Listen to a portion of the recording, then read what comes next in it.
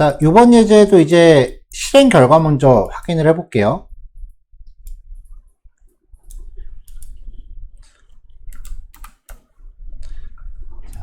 자, 일단 HTML 태그에 목록 정의 태그가 있는데 안에 알맹이가 아무것도 없어요.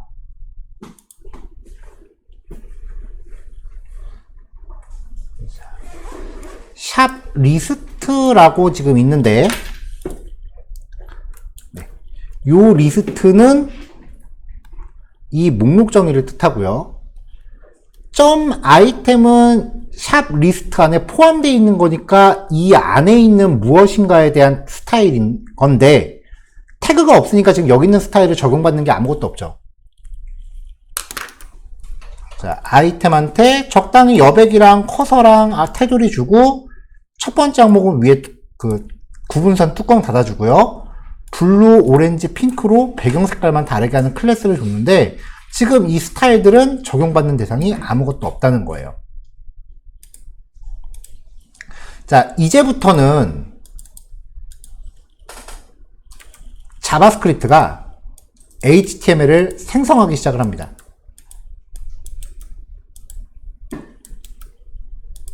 중간에 삽입도 되고요. 새로 고치면서 싹 날리고 구조부터 다시 볼게요. 자, 여기 UL 태그 안에 아무것도 없어요. 그쵸? 근데 자바스크립트가 이제 이 안에 li 태그를 만들어서 넣기 시작을 해요. 그러면서 클래스도 지금 같이 넣고 있잖아요. 그럼 미리 만들어 놓은 CSS가 적용이 되는 거예요. 자바스크립트가 HTML을 만들어내기 시작합니다.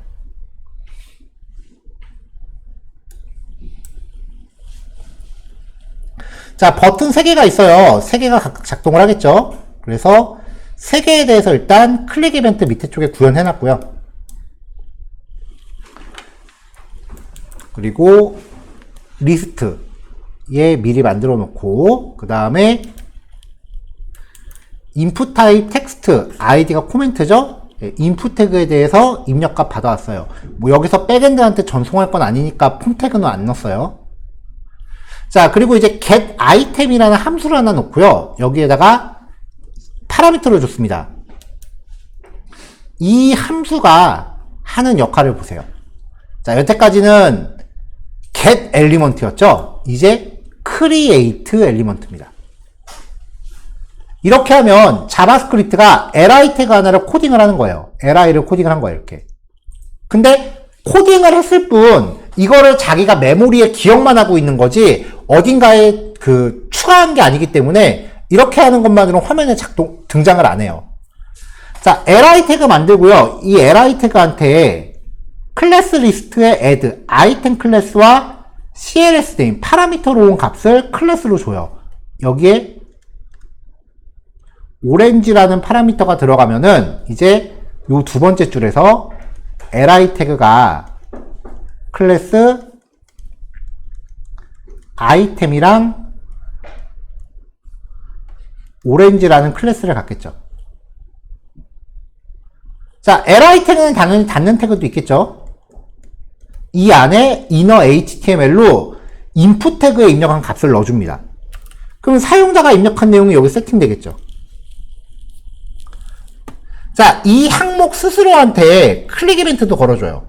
자, 스스로를 기준으로 remove를 호출하면은 태그 자체가 사라집니다. 얘는 클릭하면은 없어지는 애예요. 자, 이렇게 만든 li 태그를 리턴을 했어요. 자, 먼저 append child. 자, 앞에서 만든 함수를 호출하면 li 태그 하나가 생성이 된다 그랬죠? 그걸 리턴 받았어요. 이거를 리스트 객체, 아까 ul 태그예요. 얘한테 append child. 우리가 기존에 봤었던 건 inner html이죠. inner html은 대입을 하는 거기 때문에 기존 내용을 싹 밀어버리고 새로 넣는 거예요. append child는 기존 거를 그대로 유지하고 맨 뒤에다 추가를 해요.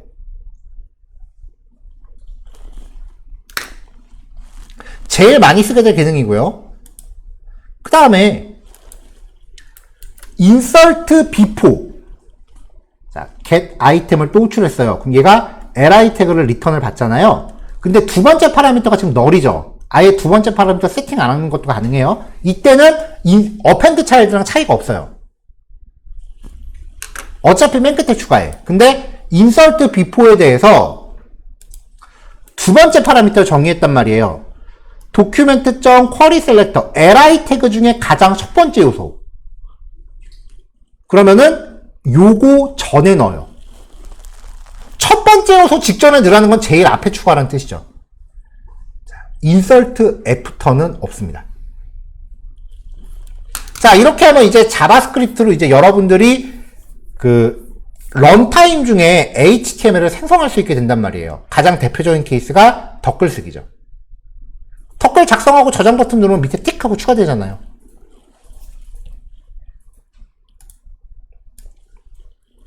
자, 이렇게 만든 자바스크립트로 생성한 HTML 태그는요, 새로 고침하면 다 날아갑니다. 원래 이래요.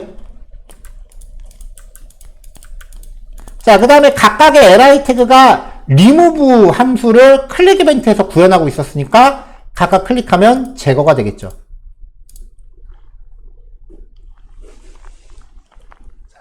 일단 새로 고침하면 다 날아간다는 거. 그래서 뭐 리뷰나 덧글을 썼는데 새로 고침했더니 다 날아갔다. 안 되잖아요. 그러면 안 되잖아.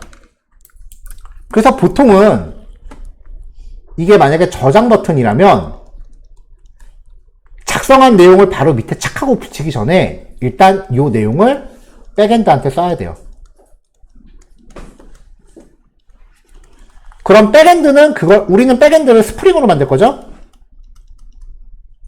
그럼 백엔드는 이걸 받아서 서비스한테 넘기고요. 서비스는 매퍼에다 넘기고요.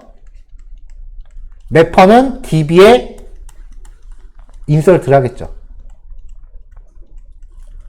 인설트를 하면은 프라이머리 키가 생성이 되죠. 그 다음에 인설트 할 때 날짜도 now 함수를 써서 저장을 한단 말이에요. 그러면 시간도 생성이 되겠죠. 이거를 종합해서 다시 스프링이 프론트한테 리턴을 합니다. 이때 리턴은 제이슨으로 오고요. 그 제이슨을 받아서 HTML 생성해서 화면에 출력하면 돼요. 이게 프론트인데요.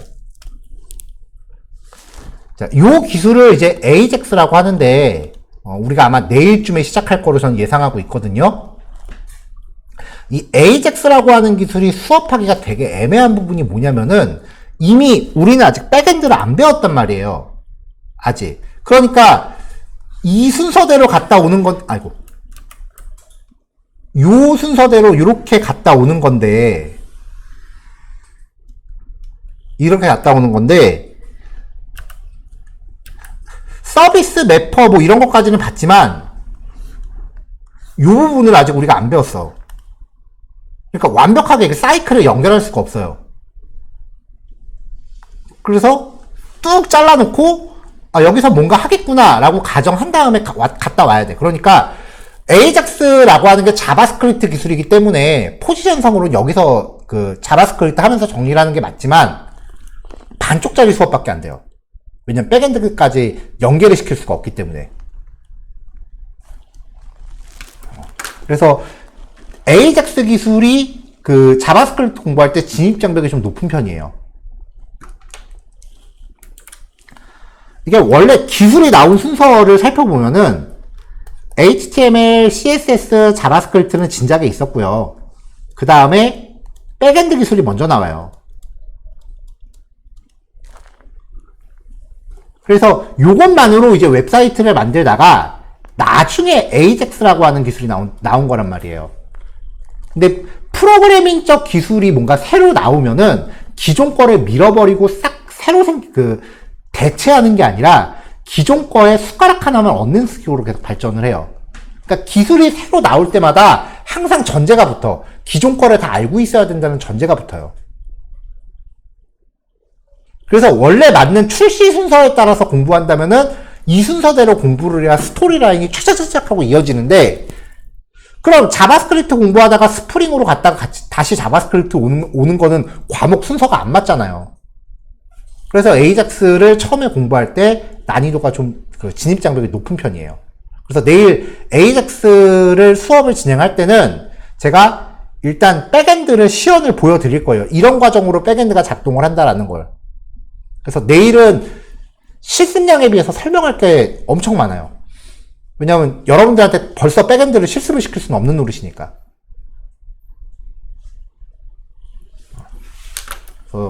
내일은 제가 스프링 부트를 간단하게 보여드리고, 그 다음에 실제 백엔드는 제가 그 수업용으로 그 간이 백엔드를 만들어서 깃허브에 올려놓은 게 있거든요. 이제 그걸 각자 설치해서 진행을 할 거예요.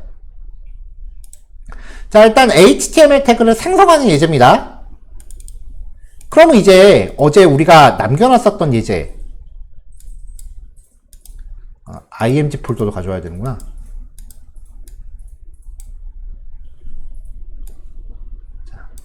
자, 요 예제가 뭐 하는 거냐면은,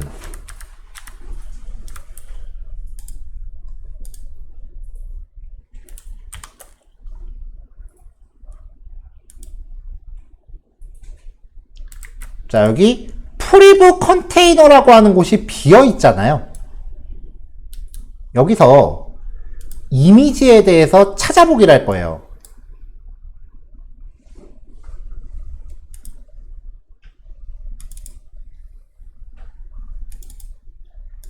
그래가지고 이미지를 선택을 했을 때 요 이미지를 쫙 하고 미리 보기를 넣을 거란 말이에요. 이제 얘가 이제 하는 역할이 뭐냐면은, 아까 프리브 컨테이너라는 곳이 비어 있었는데 이 안에 img 태그들을 이렇게 생성을 해서 넣게 되는 거죠. 각각의 항목들에 대한 프리브라고 하는 클래스는 미리 만들어 놓는 거고요.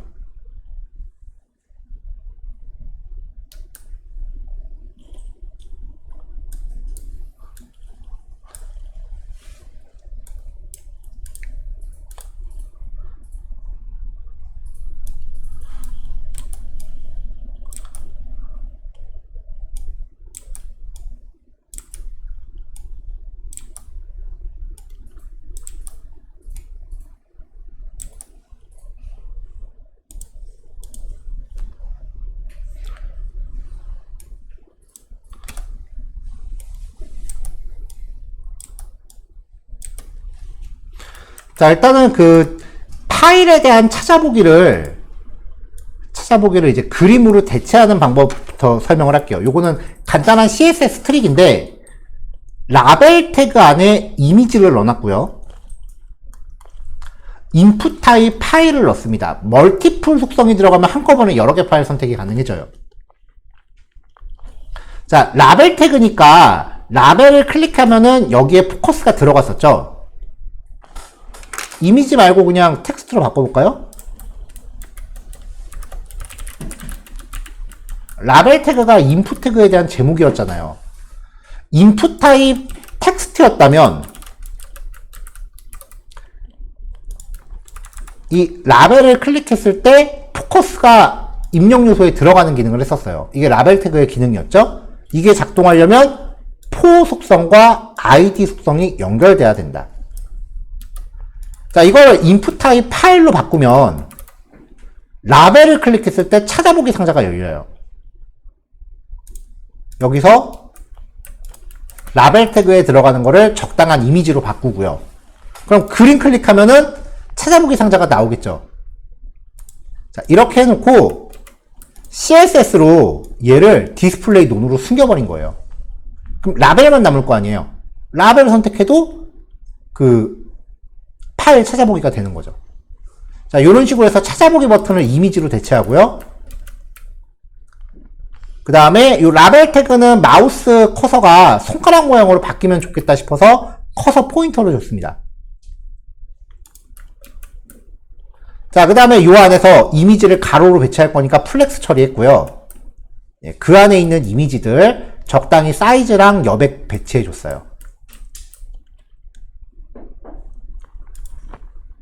자, 여기서는 이제 처음 보는 객체나 클래스들이 몇 개 나올 텐데, 어차피 지금 하는 이 경우밖에는 쓸 용도가 없으니까 그냥 하나의 상용구처럼 생각하셔도 될 것 같아요. 자, 파일 인풋에 대해서 체인지 이벤트를 발생시킵니다.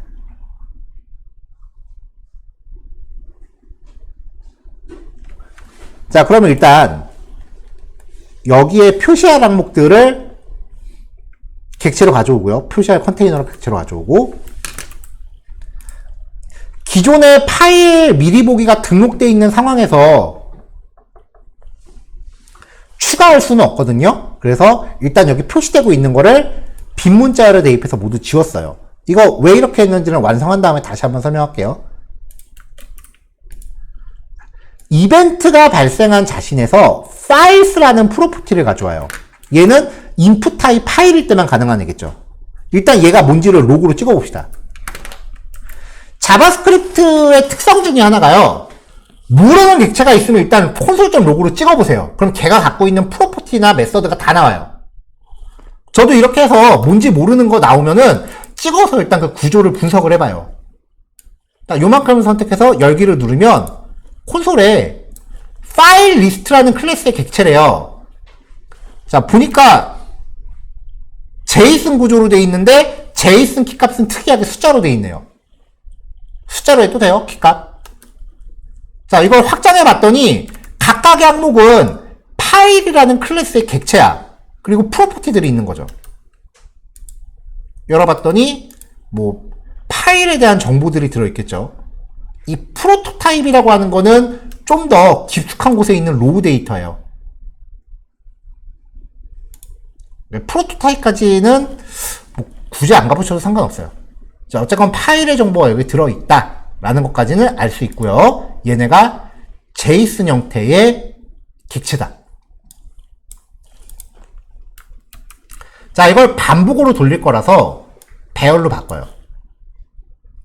그냥 제이슨을 무조건 배열로 바꿀 수 있는 건 아니고, 이건 얘가 키값이 숫자로 되어 있기 때문에 가능해요. 그래서 탐색을 합니다. 콘솔.로그 V로 찍으면 V 하나하나가 개별 객체가 될 거 아니에요. 자, 처음에 파일 리스트라는 걸 갖고 왔는데 이걸 배열로 바꿔서 반복 돌리니까 V 하나하나가 파일 객체가 되겠죠. 얘가 무슨 기능이 있는지 이렇게 쭉 탐색을 해서 보는 거예요. 이걸 트리를 다 열어보세요.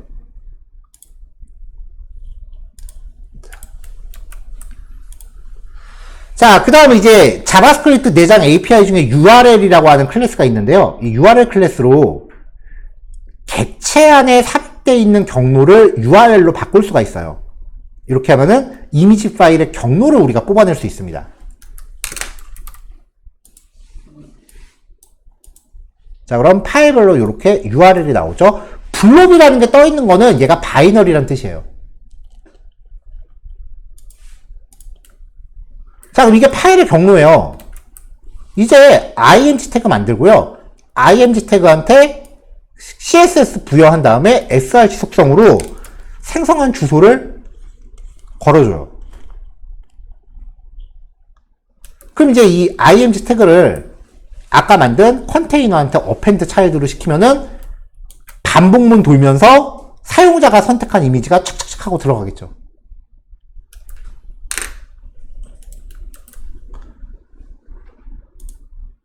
자, 이렇게 하면 이제 이렇게 그림이 들어가고 또 선택하면은 교체되고요. 자, 여기에 컨테이너 내부를 모두 지운다라고 하는 게 이걸 이 코드를 왜 넣냐면은 주석으로 막고요. 자, 이걸 주석으로 막으면 이제 선택하고 또 선택하면은 추가가 될 거 아니에요. 왜 이렇게 구현을 안 했냐면은 인풋 타입 파일에 대한 디스플레이 논을 숨겨볼게요.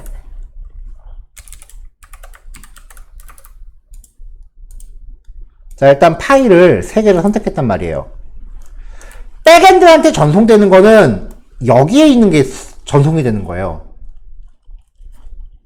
근데 내가 여기에 그림을 추가하고 싶어서 2개를 또 넣으면 HTML 엘리먼트에서는 append child로 추가할 수 있겠지만 정작 인풋 태그 입장에서는 추가가 아니라 교체가 돼요. 그러니까 요 인풋 태그는 이거 2개만 갖고 있는 거지 얘는 벌써 날려버렸다고. 그러니까 업로드가 안 될 거니까 얘를 열었다 닫을 때마다 여기 출력되고 있는 애들을 그래서 비워주는 거예요. 자, 파일 선택을 다시 누른 다음에 취소를 누르면 파일이 연계가 돼버려요. 그래서 누를 때마다 기존 거를 미워버리기 위해서 표시되는 거를 지운 겁니다. 그럼 여러분들이 웹에서 쓰는 것 중에 이미지 파일이 추가되는 거 있죠? 이게 난이도가 되게 높은 기술이거든요. 파일 찾아보기라면은 이걸 포문으로 반복문을 돌면서 백엔드한테 하나씩 전송을 해요. 그럼 백엔드가 그거를 자기 하드디스크 어딘가에 저장을 해요. 그리고 저장된 파일의 정보를 DB에다 넣어야 돼요. 서비스 매퍼 다 등장해야겠죠? 그리고 그 결과를 JSON으로 내려주는 거야. 그렇게 해서 저장되어 있는 정보가 DB에 들어 있어야 추가가 가능해요. 그래서 기본적으로 파일 업로드 할 때 뭐 드래그해서 넣는다거나 파일을 내가 중간에 추가한다거나 그런 거는 이미지 하나별로 백엔드가 한 번씩 다 콜이 돼야 되고, 백엔드를 불렀다라는 건 DB에 서비스, 매퍼, 마이바티스 다 있단 얘기야. 이제 백엔드라는 용어는 서비스와 마이바티스를 묶어서 얘기할 수밖에 없어요. 그래서 이미지 추가는 기술적으로 되게 어려운 기술이다. 이거 저도 만들 때 하루 종일 만들어요, 이거.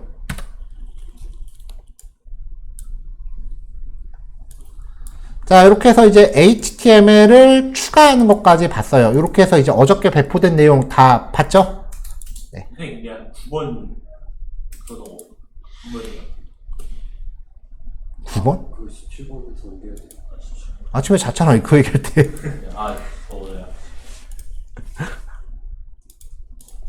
자, 여기까지요. 오전 요거까지 하고 마무리합시다.